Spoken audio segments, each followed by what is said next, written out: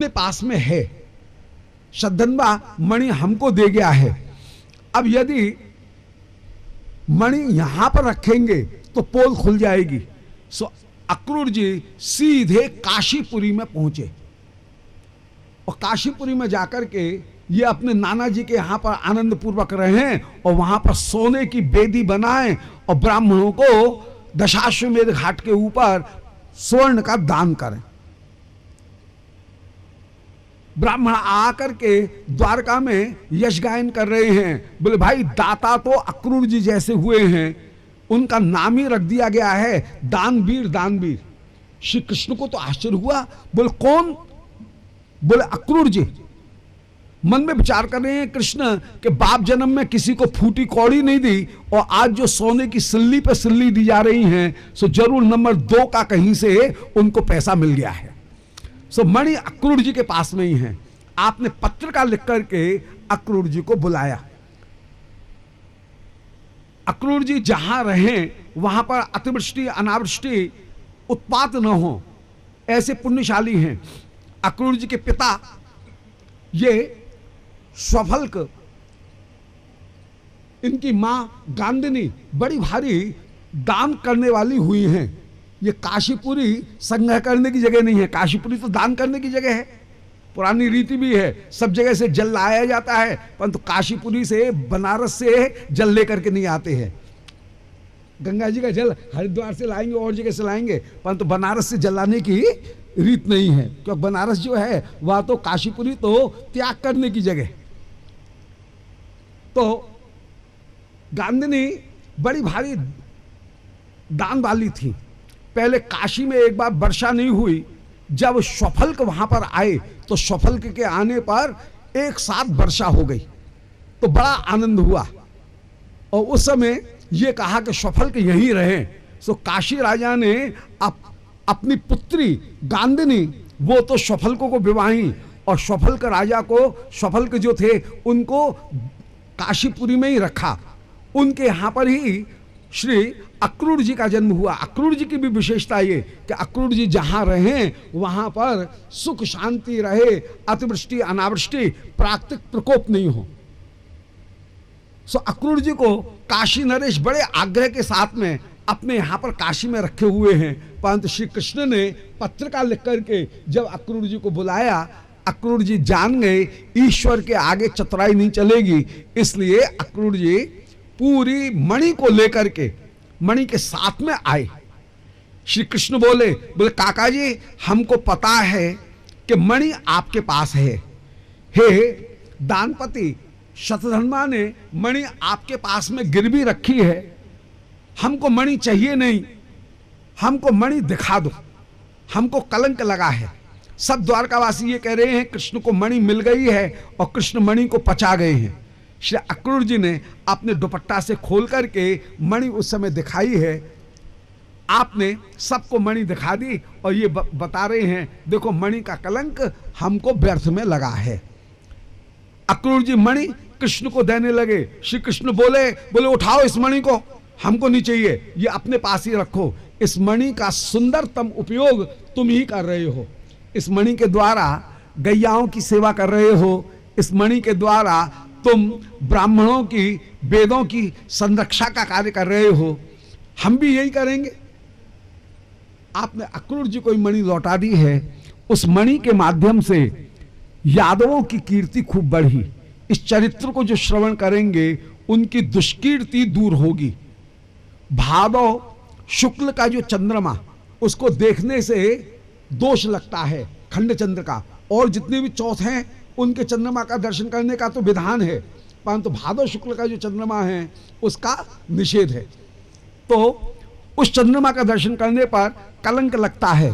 श्री कृष्ण ने भी ब्रज में गोदोहन करते समय शुक्ल चंद्रमा का दर्शन किया था, इसलिए आपको भी कलंक लगा। ऐसा बढ़िया कलंक कि दो तो ब्याह हो गए। सत्यभामा जी के साथ में भी ब्याह हो गया और जाम्बवती जी के साथ में भी ब्याह हो गया, तो दो तो ब्याह हो गए। और कृष्ण के जितने भी गूढ़ शत्रु थे, छिपे हुए शत्रु, वे सब के सब मारे गए।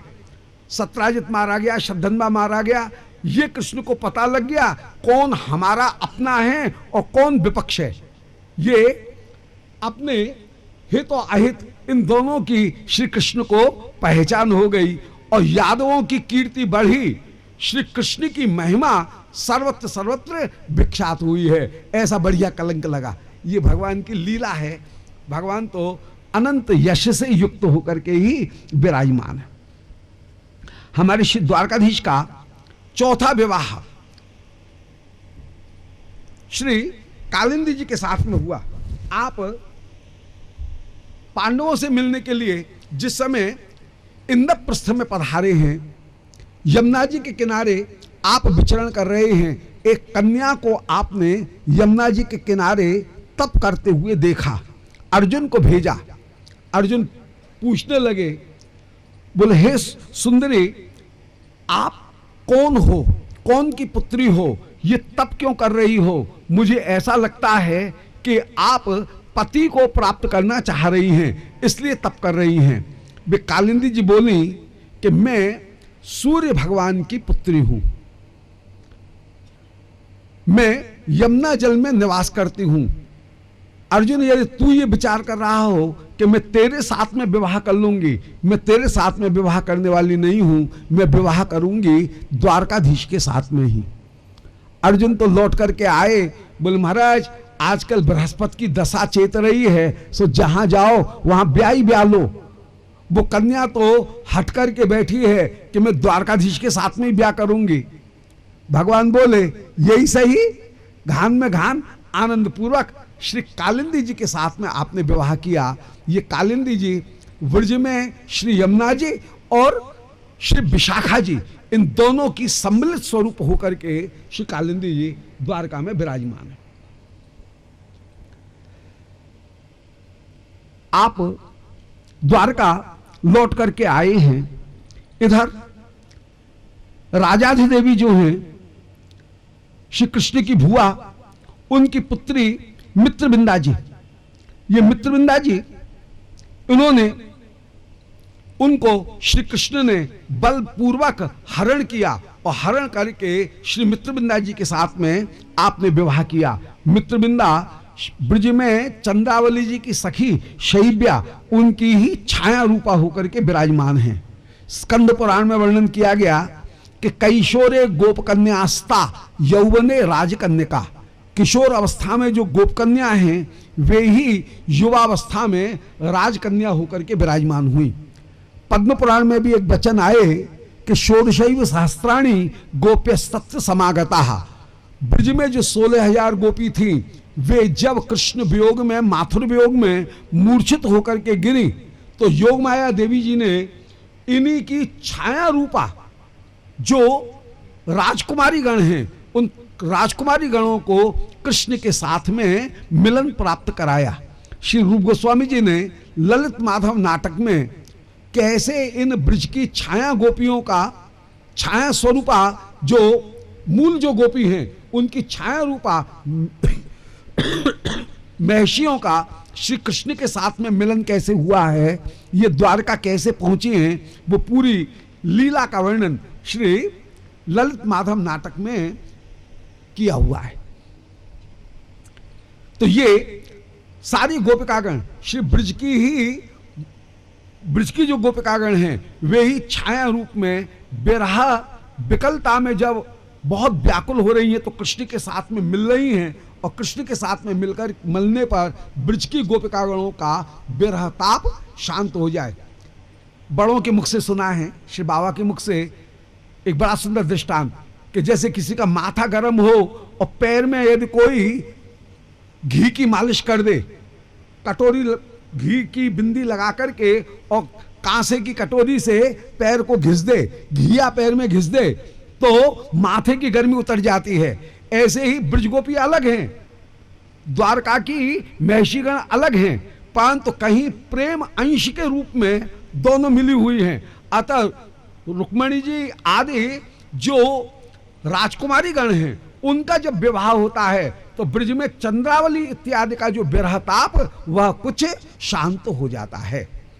तो चंद्रावली जी उनकी छाया रूपा है, रुक्मणी जी सत्यभामा जी श्री राधारानी की छाया रूपा हैं, ऐसे ही श्री मित्रवृंदा जी शैव्या जी की छाया रूपा हैं। अब पद्मा जी की छाया रूपा हैं श्री नाग्नजिति जी। आपने ये सुना कि नग्नजित नाम करके कौशल देश के राजा हैं, उनकी कन्या 7 बैलों को नाथने पर प्राप्त होती हैं।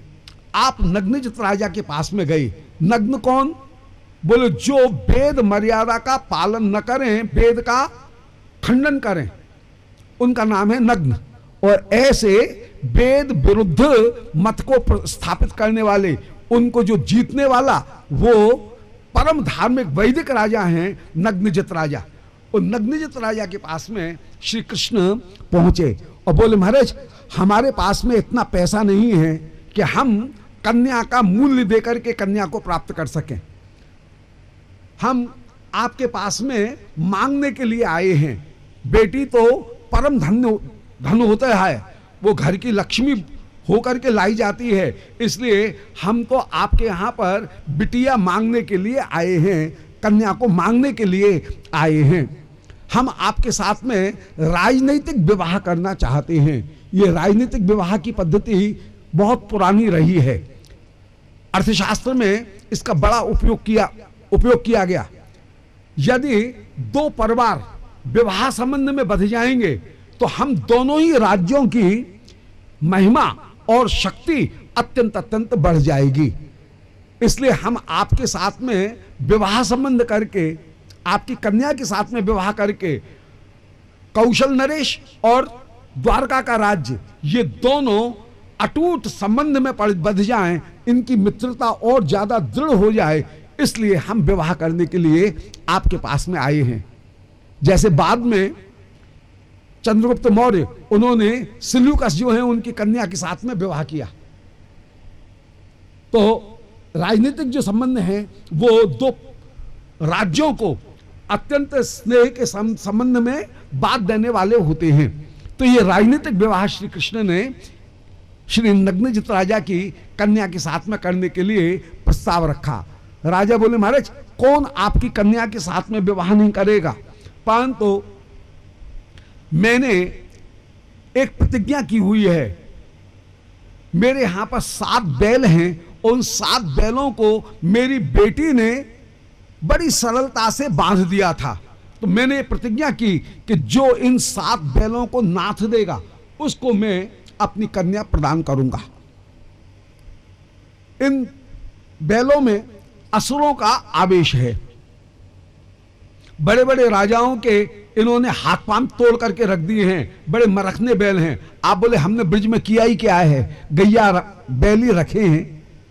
सो आप गए 7 स्वरूप धारण करके 7 बैलों को नाथ करके ले आए। क्यों जी 7 स्वरूप क्यों धारण किए? बोले मानो आप दिखा रहे हैं कि ये तो है मेरा 6ठा विवाह और 7वें विवाह की भी तैयारी चल रही है। कहीं रानी ये विचार कर रही हो कि कहीं स्त्रियों में आपस में सौतिया डाह नहीं हो, सो बात नहीं है। मेरे जितने विवाह उतने ही मेरे प्रकाश भेद प्रकट होंगे। अभी मेरे 7 विवाह हुए हैं, इसलिए 7 प्रकाश हैं। आगे 16,108 जितने भी विवाह होंगे उतने ही प्रकाश भेद के साथ में अलग अलग महलों में मैं गार्हस्थ जीवन व्यतीत करते हुए विराजमान होऊंगा। ये आपने मानो स्पष्ट रूप से दिखा दिया है।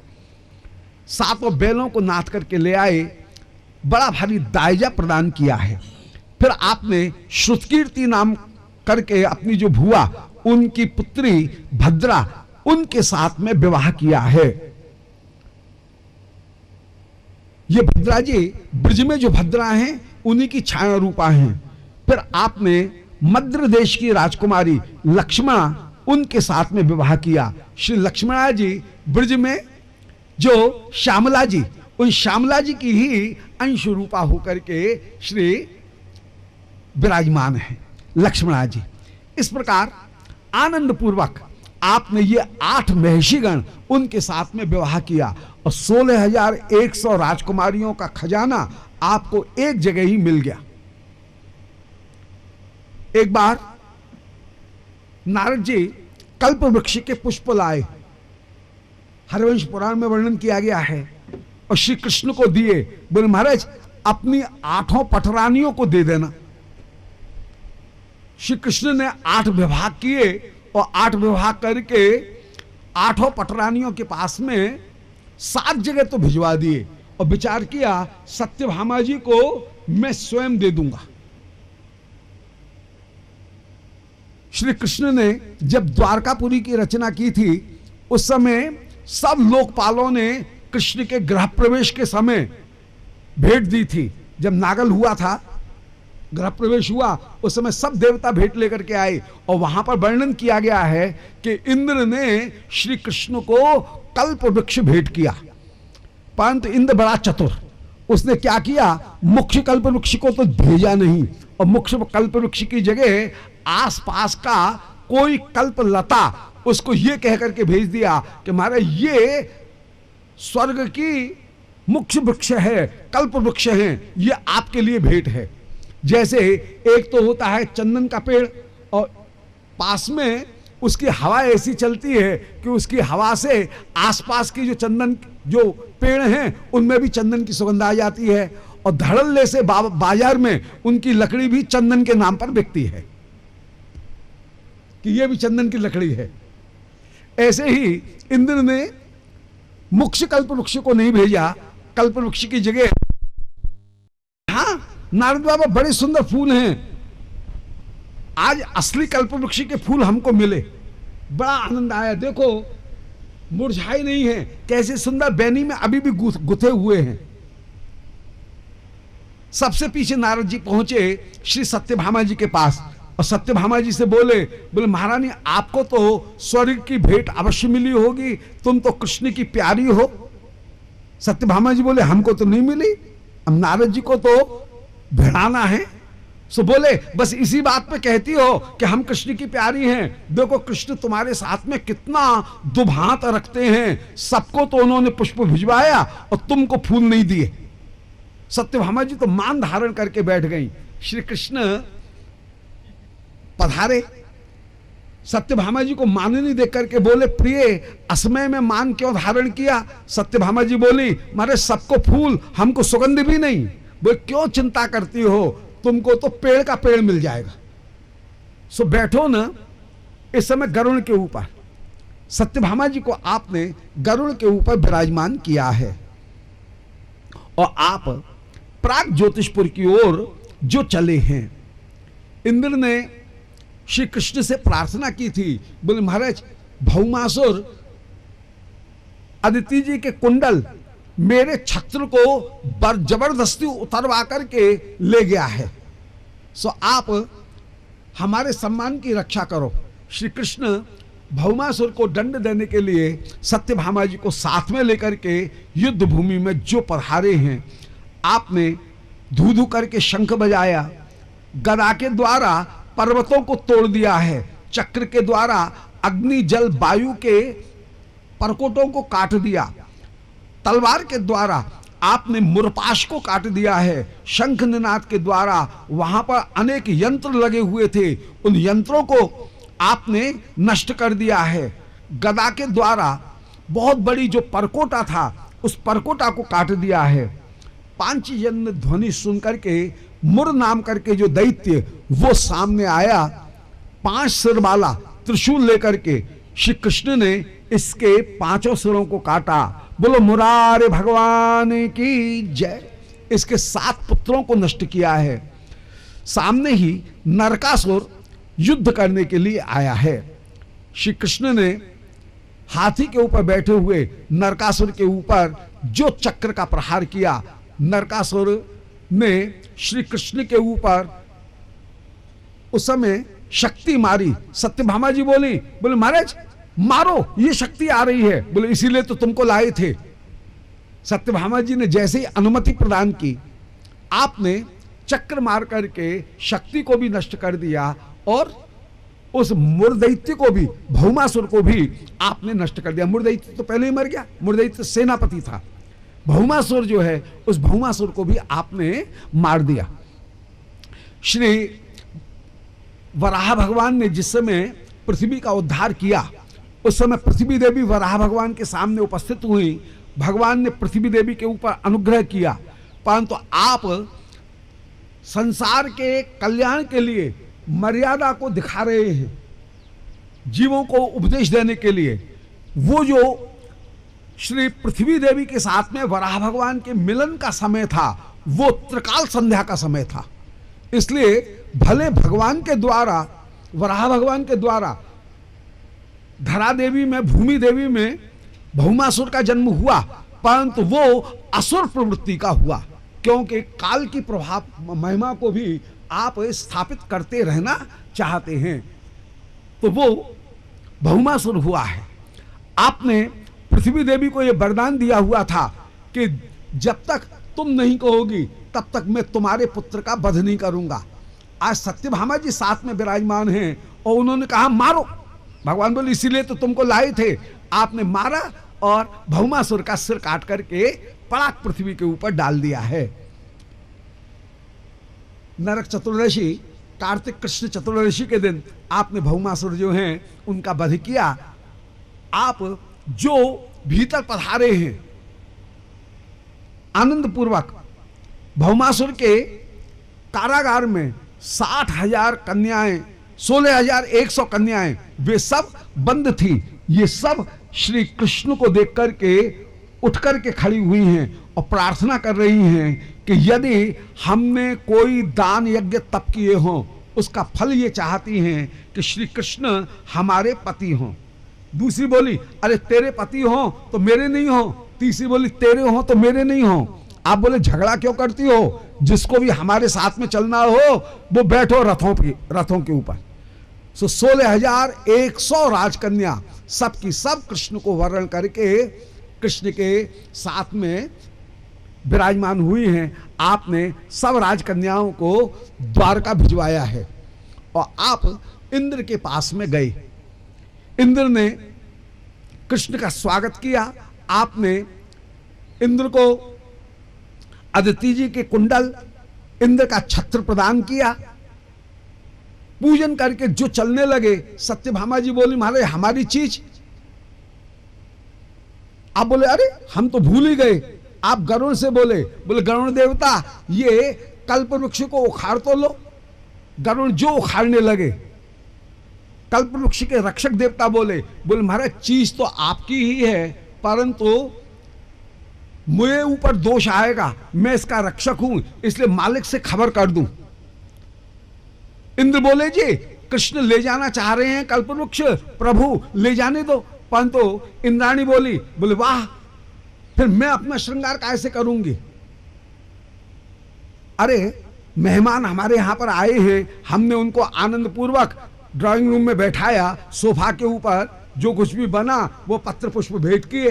अब यदि कोई मेहमान आए और ड्राइंग रूम में बैठे, हॉल में बैठे और कहे कि वाह झूमर बड़ा अच्छा है, चलो इसको खोल करके ले चलो, ये सोफा बड़ा अच्छा है, इसको उठा करके ले चलो, तो ये कोई बात है क्या।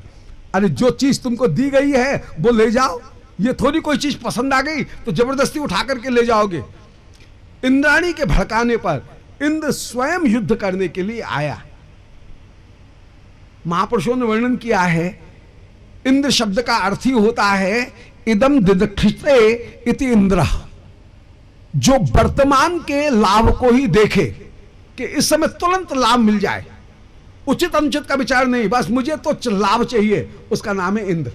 और इंद्र का ये स्वभाव है कि मुझे बस लाभ मिल जाए, वर्तमान का मैं कैसे दोहन कर सकूं, ये इंद्र की चतुराई है।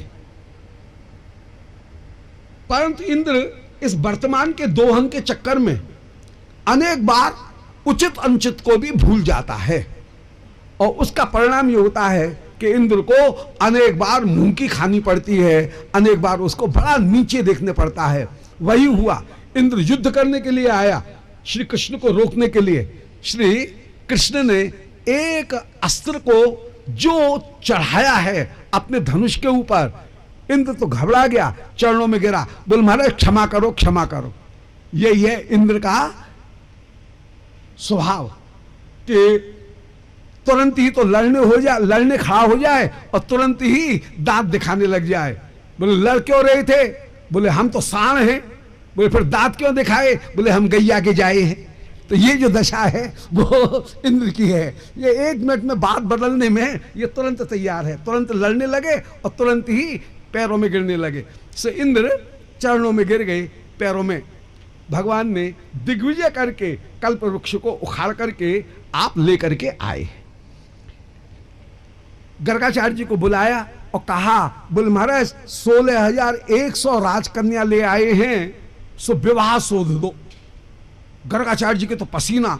बोले किसी की मेष रास, किसी की मिथुन रास, किसी की कन्या रास, एक साथ विवाह कैसे शोध है? परंतु श्री कृष्ण के साथ में तो सदा जन्म पत्री मिली हुई है। भगवत भजन भगवत सेवा में तनिक भी विलंब नहीं है। जय हो, जरा भी विलंब नहीं है। श्री कृष्ण जो हैं उनके साथ में तो सबका मिलन सहज स्वाभाविक रूप में ही मिला हुआ है। जब भी भजन करने की अभिलाषा हो वो सुंदर काल ही है। लक्ष्मी पते तेंग जुगम स्मरामि, अंग्रयोग जो है भगवान के चरण कमल, उनका स्मरण किया जाए तो तदेव लग्नम सुदिनम। वो सारा लग्न जो है वो अपने आप लग्न सुध जाता है। तो भगवत भजन में मुहूर्त की जरूरत नहीं है। अन्य संसार के कार्य करने में मुहूर्त की जरूरत है, परंतु भगवत सेवा में कोई मुहूर्त की जरूरत नहीं है।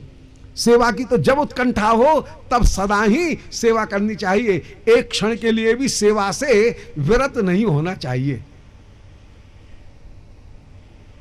श्री गर्गाचार्य जी ने 16,100 रूप धारण करके, 16,100 गर्गाचार्य, 16,100 देवकी वसुदेव, 16,100 ही श्री कृष्ण आपने एक काल में सब कन्याओं के साथ में आनंद पूर्वक विवाह किया है।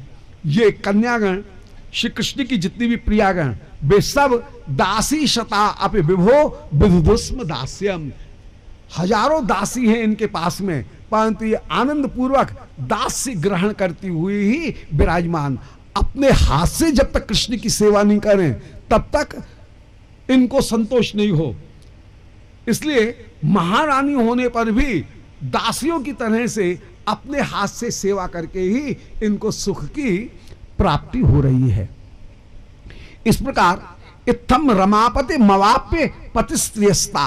आज इन रमा स्वरूपा सारी रानियों ने रमापति श्री कृष्ण को प्राप्त किया। कोई कोई आधुनिकता की झोंक में कहते हैं श्री कृष्ण नारी उद्धारक थे, उन्होंने उन नारियों को अपनाया जिनको कोई हरण करके ले गया था, जिनको कारागार में बंद कर दिया गया था। कृष्ण कितने बड़े समाज सुधारक थे, कितने उदार चरित्र थे, उन्होंने नारियों का उद्धार किया। कह रहा है भैया कहते रहो, पर यह मुख्य बात नहीं है, इस बात में कोई दम नहीं है। तत्वतः ये कौन है? ये प्रियागण लक्ष्मी स्वरूपा ही हैं, और लक्ष्मी स्वरूपा होकर के श्री लक्ष्मी जी ही अनंत स्वरूप धारण करके श्री नारायण के साथ में मिलन प्राप्त करती हुई विराजमान है। अतः श्री सुखदेव जी सिद्धांत निरूपण कर रहे हैं कि इत्थम रमापति मवाप्य पतिस्त्रियस्ता। ये जितनी भी रेमे रमाभिर निज काम संप्लुता, इन रमाओं के साथ में ही श्री श्याम सुंदर सर्वदा सर्वदा विराजमान है। ये सिद्धांत है। वो जो ऊपर की बात कही जा रही थी वो तो कोई कह रहा है, ठीक है, कहने दो, बहुत अच्छी बात है, कोई बुराई की बात थोड़ी है, कोई लड़ाई थोड़ी करेंगे, परंतु ये मुख्य सिद्धांत नहीं है। ये स्त्री नहीं है, बल्कि ये सबकी सब भगवत शक्ति स्वरूपा हैं, और भगवत शक्ति स्वरूपा होकर के श्री कृष्ण के साथ में इनका ये जो विवाह हुआ है, यह विवाह लीला के रूप में ही विराजमान, ये तो नित्य प्रिया होकर के ही विराजमान है।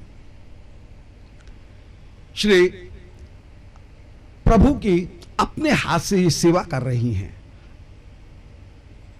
कैसे सेवा कर रही हैं उसको एक दृष्टांत के द्वारा दिखा रहे हैं कि एक बार श्री श्याम सुंदर रुक्मणी जी के महलों में विराजमान हैं।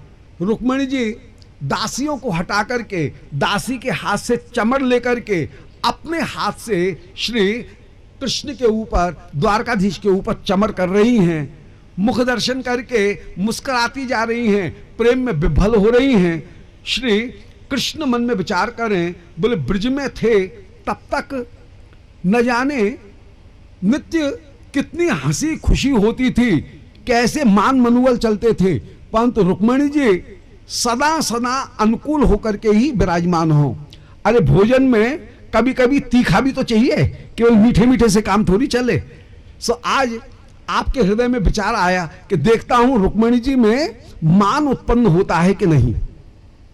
सो आप रुक्मिणी जी के साथ हंसी करते हुए बोले रुक्मिणी रुक्मिणी, तुम राजा की बेटी तो हुई, परंतु राजा की बेटी सरी की तुमने बुद्धि नहीं पाई।